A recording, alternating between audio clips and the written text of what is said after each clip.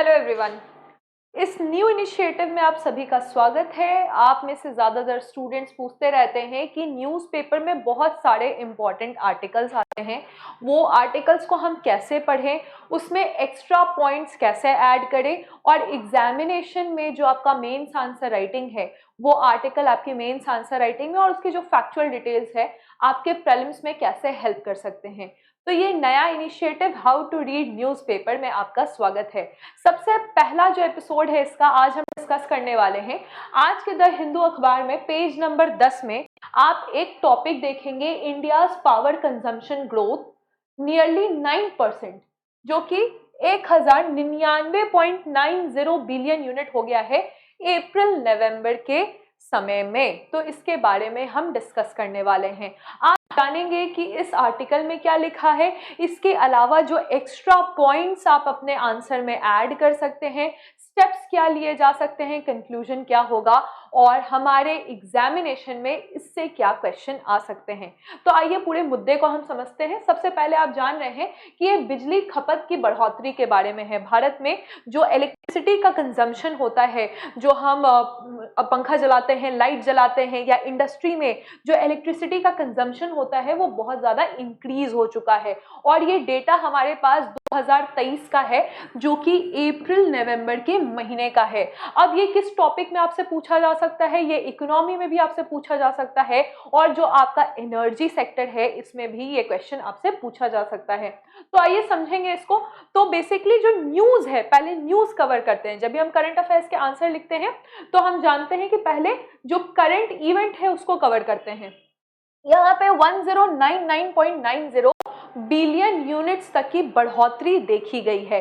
तो ये बढ़ोतरी कंपेयर अगर हम करेंगे पिछले साल से, तो पहले था 1010.20 बिलियन यूनिट, यानी 1010 बिलियन यूनिट, और उसके पहले 916 बिलियन यूनिट तक का हमारा बिजली का कंजम्पशन था अप्रैल नवंबर के महीने में। लेकिन इस साल क्या हुआ है, पूरी 9% का आप यहाँ पे ग्रोथ देख सकते हैं। 9% का यहाँ पे ग्रोथ हो गया है इस बार बिजली कंजम्पशन में। इसके क्या कारण रहे हैं, क्या रीजन रहे हैं? देखिए, अब ये क्लास आपके लिए क्यों इंपॉर्टेंट है, जो जनरल कारण और रीजन है ये तो सभी लोग लिखेंगे, लेकिन हमें वो आंसर लिखना है जिससे हमारे मार्क्स को एनरिचमेंट मिले, मार्क्स हमारा बढ़ जाए। जनरल कारण क्या हो सकता है? जनरल कारण सभी लोग लिखेंगे कि पैंडेमिक के बाद रिकवरी, यानी कि महामारी आई थी 2000, तो आप जानते हैं कोविड-19 आया था, 2019-20 का साल हमारे लिए अच्छा नहीं रहा और अब सब कुछ ठीक हो गया है। तो पोस्ट कोविड-19 सब कुछ बेहतर हो गया है, इंडस्ट्रीज काम करने लगी है, तो बढ़ोतरी देखी गई है। ठीक है, ये जनरल बात हो गई।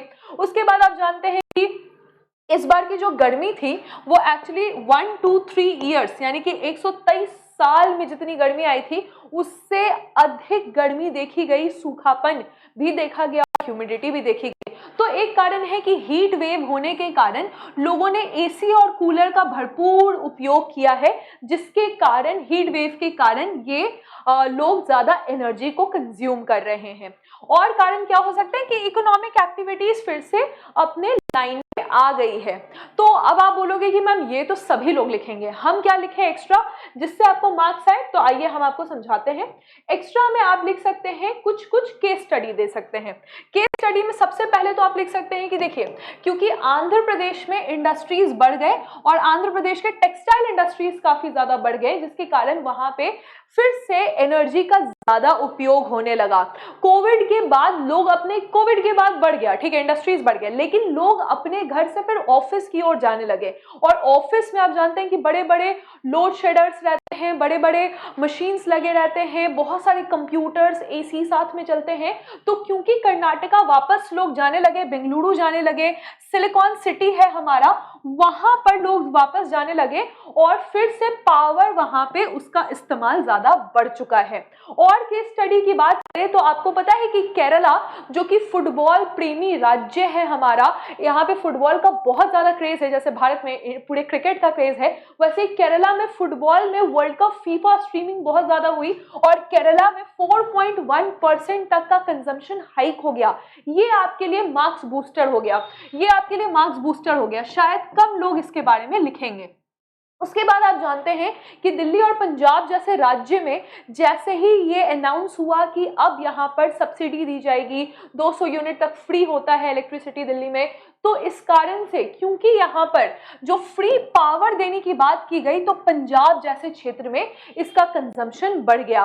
और राजस्थान में भी एग्रीकल्चर को लेकर ऐसे स्कीम्स निकल चुके हैं कि वहाँ पे किसानों को बहुत ज़्यादा जो पावर मोटर्स हैं वो प्रोवाइड किए जा रहे हैं, जिसके कारण राजस्थान में यहाँ पर भी कंजम्पशन बढ़ चुका है। आप ये सोच के बताइए कि क्या बिहार में कंजम्पशन बढ़ा है, और अगर बढ़ा है तो उसके प्रमुख बिंदु क्या हो सकते हैं, क्यों बिहार में कंजम्पशन बढ़ा है?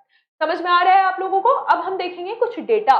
तो डेटा की अगर हम बात करें, यानी कि ये जो सेकेंड क्वार्टर है 2023 का, इसमें हमारा इकोनॉमिक ग्रोथ कितना हुआ है, हमारा जो अर्थव्यवस्था है वो कितना इंक्रीज हुआ है, वो 7.8% तक का इंक्रीज हुआ है। अब जो हमारा पावर इंडस्ट्री है वो करीबन 229 गीगावाट का उसने प्रिडिक्शन किया था, भविष्यवाणी की थी कि कितना गीगावाट हो सकता है। तो 230 भी आप लिख सकते हैं। पावर इंडस्ट्री ने कहा था कि इतना का प्रिडिक्शन हम करते हैं कि समर 2023 में ये डिमांड हो सकता है। लेकिन क्या हुआ कि पहले तो इतना नहीं पहुंच पाया, क्योंकि अप्रैल से लेकर जून जुलाई में देखा गया कि बारिश हो गई थी, अनयूजुअल बारिश हो गई थी। लेकिन अगस्त का महीना, जो कि 123 साल में सबसे सूखा अगस्त रहा एल नीनो के कारण और भी जो आपका क्लाइमेट चेंज हो रहा है उसके कारण, तो उस समय 7.5% तक का डिमांड बढ़ गया। और अगस्त महीने में क्या देखा गया कि इतना ज्यादा इसका कंजम्पशन बढ़ा कि ग्रिड कंट्रोलर ऑफ इंडिया ने ये डेटा जारी किया, और 1 सितंबर पहुंचते पहुंचते 240 गीगावाट तक का डिमांड इलेक्ट्रिसिटी का बढ़ चुका था। तो ये आप देख सकते हैं। फिर हम कंजम्पशन की अगर बात करेंगे तो अगस्त 2023 में 1.66 बिलियन यूनिट, यानी कि करीबन औसतन 236 गीगावाट का इस्तेमाल किया गया, और ये पिछले साल के अगस्त से 16% तक ज्यादा था। तो ये पिछले बार के अगस्त में कितना, 130 बिलियन यूनिट, जो कि 195 गीगावाट तक था, और उसके भी पिछले साल का अगस्त यानी कि 2021 का अगस्त ये 127 बिलियन यूनिट यानी कि 196 गीगावाट तक का यहाँ पर कंजम्पशन था।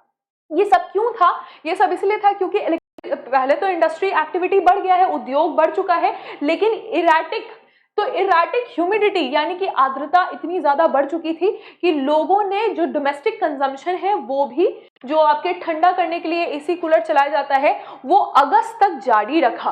राइट, प्रिडिक्शन तो किया गया था कि 229 गीगावाट तक रहेगा, जो कि अप्रैल जुलाई तक तो उतना नहीं पहुंच पाया, लेकिन अगस्त के महीने में ये काफी ज्यादा पहुंच गया। यहाँ पे मैंने आपसे एक इस समय का भी डाल दिया है, जून जुलाई तक के भी जो कंजम्पशंस हैं उसके डिटेल के बारे में मैंने आपको बता दिया है। अब बात आता है कि हायर, ये तो हमने बात कर ही ली कि बाकी स्टेट्स में इसका क्या ग्रोथ रेट रहा।